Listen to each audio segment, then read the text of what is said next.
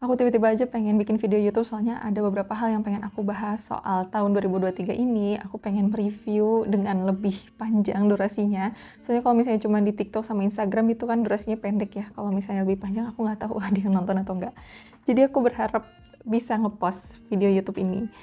Tapi berhubung aku nggak terlalu punya banyak pengalaman di bidang YouTube ini, jadi maafkan aku ya kalau misalnya nanti ada hal-hal yang terjadi di dalam video ini. Tapi ini adalah hal-hal yang aku pelajari di tahun 2023 dan aku bener-bener pengen sharing tentang hal-hal ini soalnya kayaknya precious banget buat dibagiin. So yang pertama adalah gimana caranya aku bisa keluar dari yang namanya victim mentality. Jadi aku baru sadar bahwa aku memiliki yang namanya victim mentality itu setelah aku menilik-nilik dan setelah aku kayak mereview-review, setelah aku journaling dan segala macamnya gitu.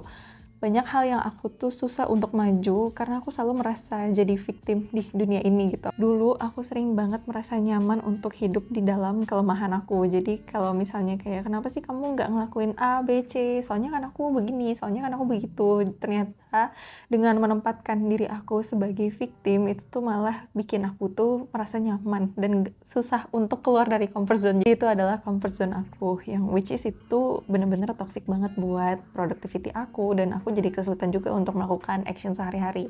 Dan akhirnya di tahun ini setelah menyadari itu semua, sebenarnya kayaknya aku sadarnya tuh dari mulai akhir tahun lalu deh. Jadi dari sekian kali coaching gitu ya, kayaknya aku mulai menyadari ada yang namanya victim mentality itu. Cuman di tahun ini tuh lebih banyak untuk action gimana ya caranya supaya aku bisa keluar dari yang namanya victim mentality itu.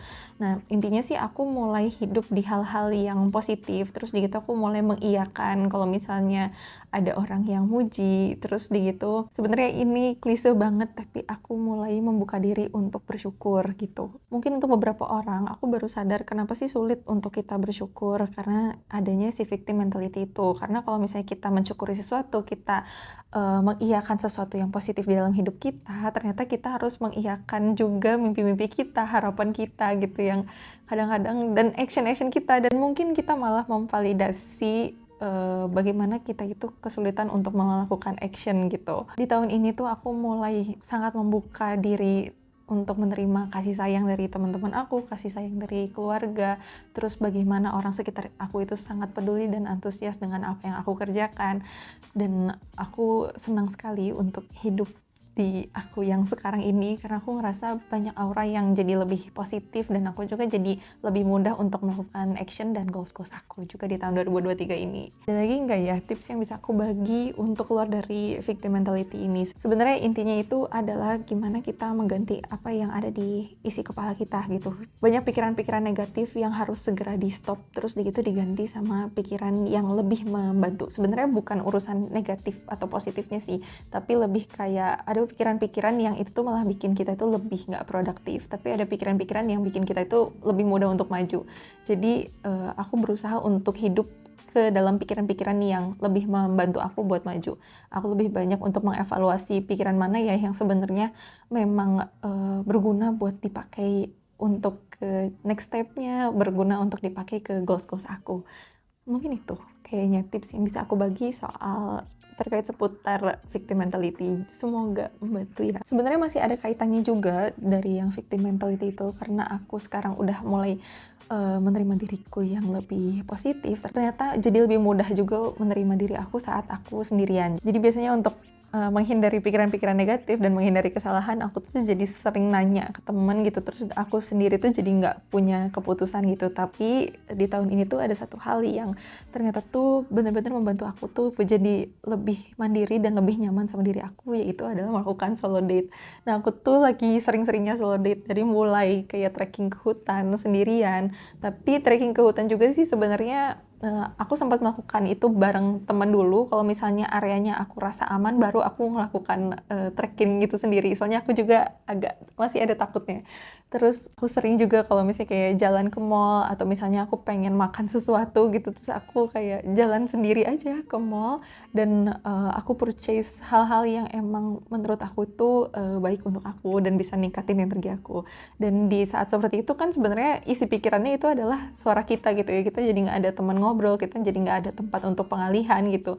Nah, aku baru sadar kalau di tahun ini ternyata aku sangat nyaman dengan pikiran aku. Setelah aku mengubahnya ke area yang positif, aku jadi lebih senang untuk banyak melakukan diskusi sama diri aku, dan it feels so great intinya dengan aku yang sekarang. Jadi makanya ini sangat-sangat penting buat aku kasih, karena ternyata guys, untuk sembuh itu enak, untuk berusaha membangun relationship sama diri itu juga sangat bikin nyaman sama diri, dan itu tuh benar-benar ngebantu buat melakukan apapun yang mau aku lakukan di tahun 2023 ini. Terus di gitu, nah ini juga ada kaitannya dengan productivity. Aku ngerasa ada improvement besar dari tahun 2022 ke tahun 2023. Kalau misalnya dulu itu banyak banget aku melakukan hal itu sesuai sama mood. Tapi ternyata itu tuh menjadi satu jalan penting sih buat aku gitu. Jadi aku membiarkan diriku untuk melakukan action hanya saat aku merasa nyaman, sampai otak aku tuh terprogram kalau melakukan action itu adalah sesuatu hal yang nyaman. Nah, ternyata di tahun 2023 ini, usaha yang aku lakukan itu berhasil. Jadi banyak action yang kalau misalnya dulu aku lakuin itu tuh rasanya nggak nyaman, tapi waktu aku lakukan di tahun 2023 ini tuh jadi sesuatu yang membahagiakan, sesuatu yang nyaman juga untuk dilakukan, walaupun hasilnya nggak bagus-bagus amat, jadi kayak nggak peduli juga sih sama hasilnya kayak gitu. Dan ada yang terakhir itu yang mau aku bahas itu adalah tentang grieving. Jadi di tahun ini entah bagaimana, mungkin kayak memang udah umurnya juga, tapi beberapa orang penting dari sahabat-sahabat aku itu ada yang meninggalkan kita dari dunia ini gitu. Nah, dari situ beberapa hal yang aku pelajari dan bikin aku merefleksikan bagaimana aku menghadapi yang namanya kehilangan, dan bagaimana aku menghadapi yang namanya grieving atau berduka gitu. Kalau aku dalam hal ini itu adalah berduka setelah ditinggal sama nenek aku, dan juga beberapa duka lainnya yang mungkin sebenarnya tuh ada hadir di dalam diri aku, yang sesuatu yang harus aku let go, tapi aku belum sempat berduka soal itu gitu. Jadi ada beberapa pelajaran menarik yang aku ambil dari cara kita berduka gitu. Yang pertama itu adalah bagaimana cara kita meregulasi emosi ketika berduka, dan bagaimana sulitnya untuk meregulasi emosi tersebut, apalagi kalau misalnya kita nggak dikasih tempat untuk meregulasi emosi, dan malah misalnya kena judge dari orang lain gitu. Dan bagaimana harapan orang sekitar itu berusaha kayak, ayo kamu harus let go segera.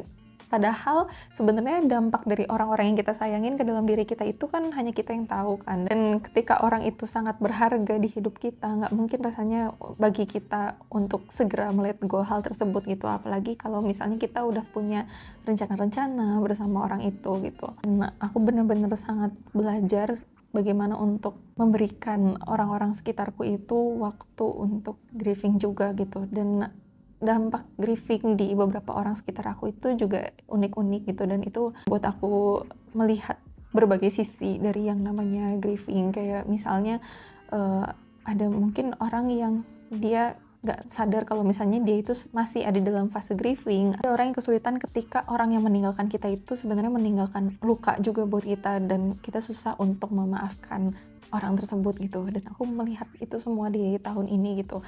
Entah apa yang disiapkan oleh dunia ke aku, tapi aku berusaha untuk menerima pertemuan dan perpisahan.